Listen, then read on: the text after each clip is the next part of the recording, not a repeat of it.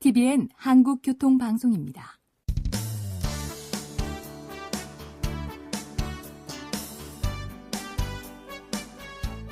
한문철 변호사의 교통사고 솔루션. 이 시간 진행의 한문철 변호사입니다.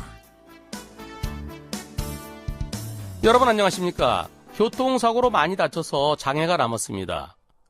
그 장애 평가, 해당 과목의 전문의가 하는 것이죠. 그러면 그 장애 평가는 언제 받을 수 있을까요?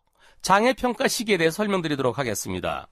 장애라는 것은 치료를 받았는데도 내 몸의 기능의 일부가 회복되지 않는 걸 말하죠. 처음에는 전부 다 장애가 남죠. 다리가 부러지면 걷지를 못합니다.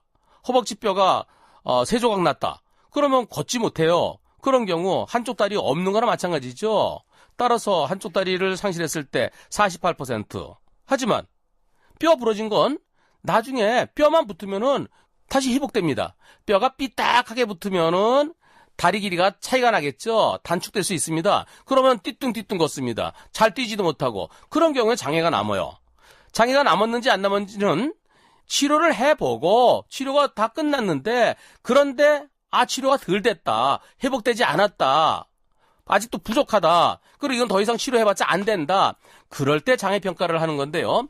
일반적으로 사고 난 때로부터 6개월 지나면 장애평가를 받을 수 있습니다. 특히 뼈가 부러진 거, 정형외과적인 것은 6개월 지나면 받을 수 있어요.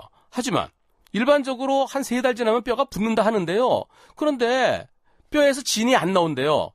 골진이라고 그러는데요. 그것이 풀처럼 돼서 딱 붙어야 되는데 그것이 안 붙으면은 어떤 환자는 2년이 지나도록 잘 안 붙어갖고 또 수술하고 하는 경우도 있습니다. 뼈가 안 붙는 경우도 있어요. 그런 경우 6개월 지났는데도 뼈가 안 붙었으니까 나 40% 장애 인정해달라 라고 하면은 그것은 받아들여지지 않습니다. 다시 수술해라. 수술 다시 하면은 붙을 것이다. 그 경우에 따라서는 2년, 3년 고생하는 경우도 있어요. 나중에 결국은 붙지요.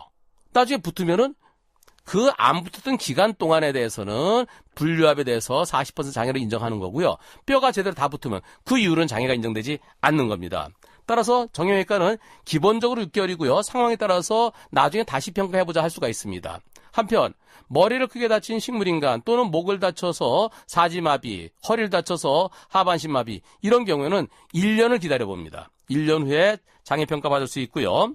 정신적인 문제가 있다, 머리를 크게 다쳐갖고 정신과적인 문제가 있을 때는 적어도 1년 6개월이 지나야 장애평가를 받을 수 있습니다. 오늘은 여기까지입니다. 고맙습니다.